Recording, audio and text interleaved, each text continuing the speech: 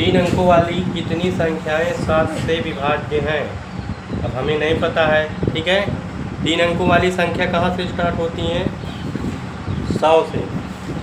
100 से ये 3 अंक तो होता है। अगर 99 तक देखेंगे तो 2 अंक है, अगर 100 से लेंगे तो 3 अंक हो जाएगा। तो 100 देखेंगे तो हमारा 7 से कटेगा नहीं, ठीक है।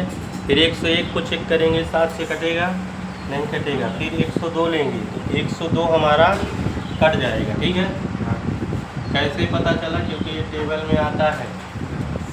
नहीं, 7 102 नहीं कटेगा। 103 चेक करेंगे, वो भी नहीं कटेगा। 104, 105 भी नहीं कटेगा। 106, 107,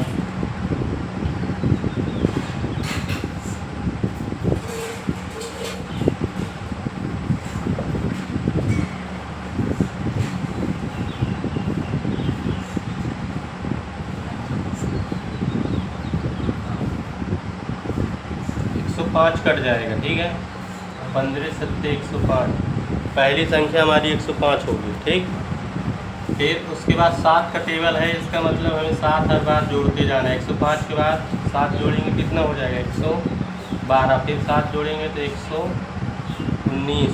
ऐसे करके लास्ट में चेक करना है सबसे बड़ी 3 अंकों की सबसे बड़ी संख्या कौन सी होती है? 3 अंकों की सबसे बड़ी संख्या 999। अब इसको चेक करना है, क्या ये 7 से कटेगा? 9 में 7 गया, 2 7 28, 1 उतार लेंगे 9, 7 दूना 14। कितना शेष बच रहा है? 5। अगर ये 5 नहीं होता तो इसका मतलब ये पूरी तरह कट जाती, ठीक है।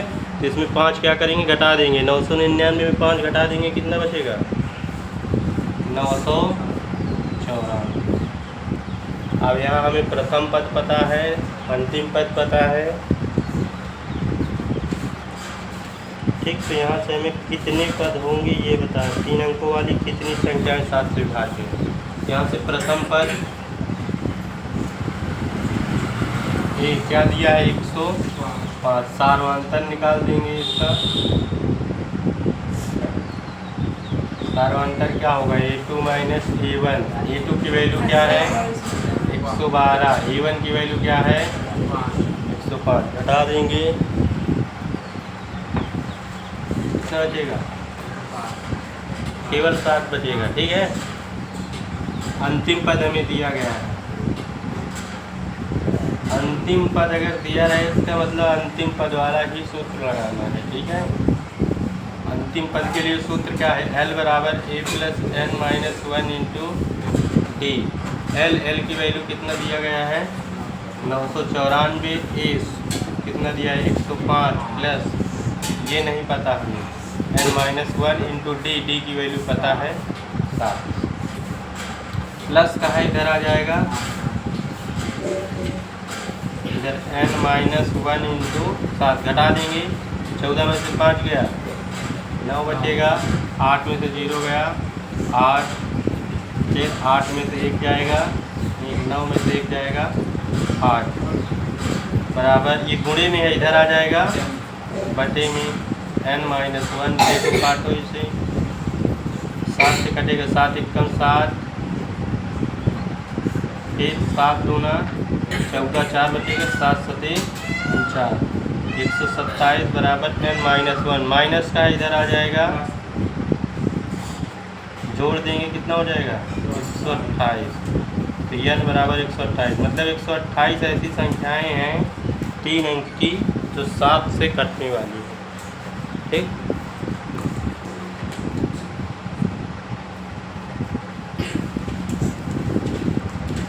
नोट करो ना।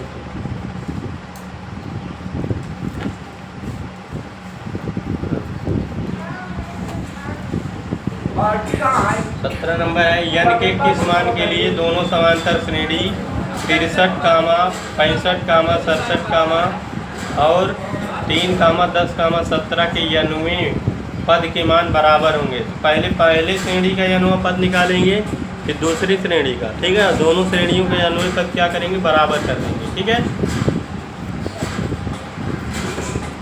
पहली श्रेणी हमारी दिया है 63, 65 कामा 67 डाट डाट करके इसको पद दिया नहीं कितने पद तक है, इसे n पद तक निकालेंगे। ठीक है, यहाँ प्रथम पद ए बराबर कितना दिया है 63 और सार्वंतर निकाल देंगे डी, क्या होगा A2 माइनस A1, A2 कितना है 65 और A1 की वैल्यू है 63, घटा देंगे तो 2 आ जाएगा। अब हम n पदों का यहाँ सूत्र लगा देंगे, an बराबर a plus n minus 1 into D an, a की वैल्यू पता है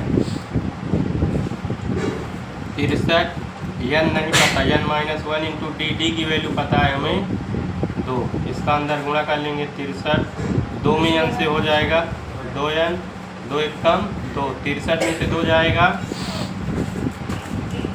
61 प्लस 2, ये हमारा इसका nवां पद अभी निकला है पहली श्रेणी का।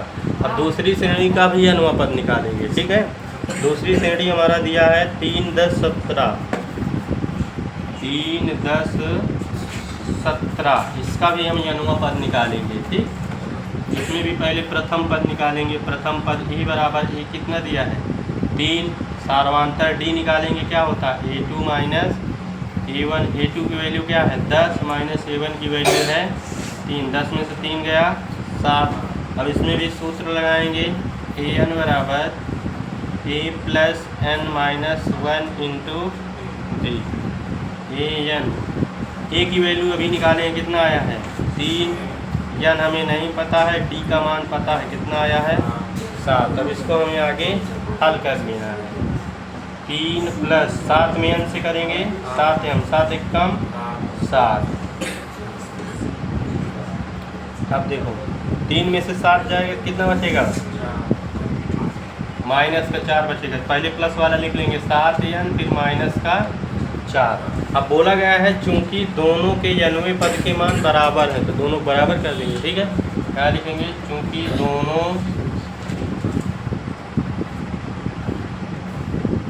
श्रेणियों के nवें पद का मान क्या है बराबर है। ठीक, और जब बराबर है तो पहले वाले में क्या आया है 61 प्लस 2n, दूसरे में आया है 7n माइनस 4। ठीक है, दोनों को बराबर कर दिए। अब n को एक पक्ष में कर लेते हैं, 2n प्लस का इधर आएगा माइनस 4 प्लस का था उधर जाएगा, 2n में से 7n जाएगा माइनस का 5n, इधर दोनों माइनस माइनस से जुड़ जाएंगे, 61 4 65, तो माइनस माइनस ये गुणे में 5 है इधर आ जाएगा, 5 एक कम 5, 13 बचे 65, तो n बराबर 13 आ गया ना। n के किस मान के लिए, तो n बराबर 13 के लिए दोनों का मान बराबर होगा। ठीक,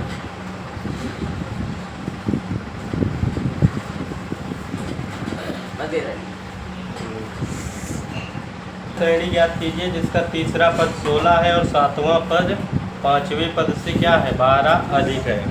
समांतर श्रेणी ज्ञात करना है। ठीक है, हमें प्रथम पद और जो है सार्वंतर नहीं पता है, तो मान लेते हैं, माना समांतर श्रेणी का प्रथम पद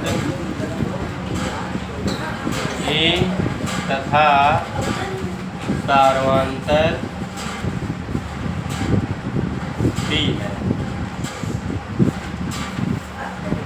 ठीक, हमें बोला गया है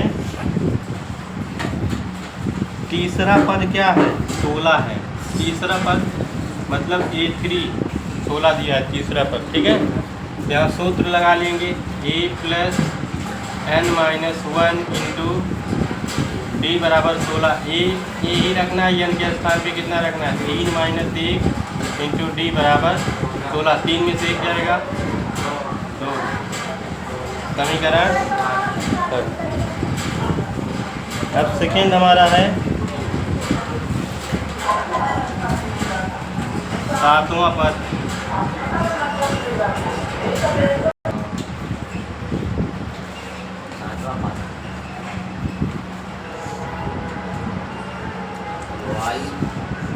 सातवां पद क्या दिया है, पांचवें पद से 12 अधिक है, 12 अधिक का मतलब 12 इसमें जोड़ देना है, ठीक है। अब सातवां पद के लिए जब सूत्र लगाएंगे a प्लस n के स्थान पे कितना रखेंगे, 7 माइनस 1 इंटू डी। पाँचवां पद के लिए a प्लस n के स्थान पे कितना रखेंगे, 5 माइनस 1 इंटू डी और प्लस 12। 7 में से 1 जाएगा 6, 1 प्लस 5 में से 1 जाएगा 4 प्लस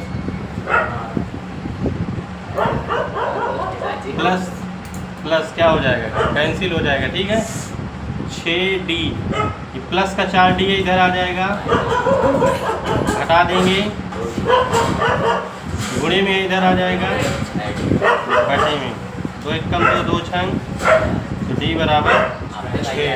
d का मान उठा के यहाँ रख देंगे, d का मान समीकरण 1 में रखने पर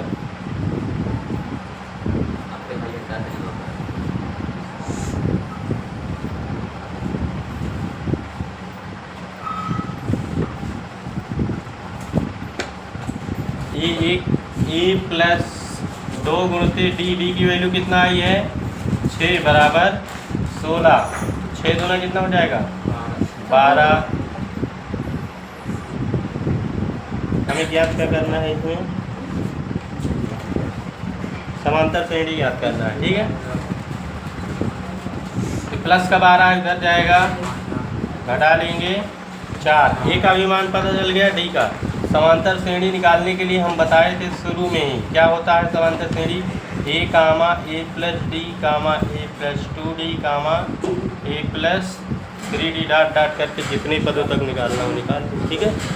a की वैल्यू कितना आई है, 4 और डी की वैल्यू आई है 6। a की वैल्यू 4, 2 गुणते d की वैल्यू आई है 6, a की वैल्यू 4 आई है, प्लस 3 गुणते d की वैल्यू है, डॉट डॉट करके, ठीक है। डॉट डॉट का मतलब इसके आगे जितना लिखना चाहो उतना लिख सकते हो, ठीक है। जोड़ देंगे 6 4 10, 6 दूना 12, 12 में 4 जोड़ देंगे 16, 6 3 का 18, 18 4 22। ये इसकी श्रेणी हो गई, ठीक है।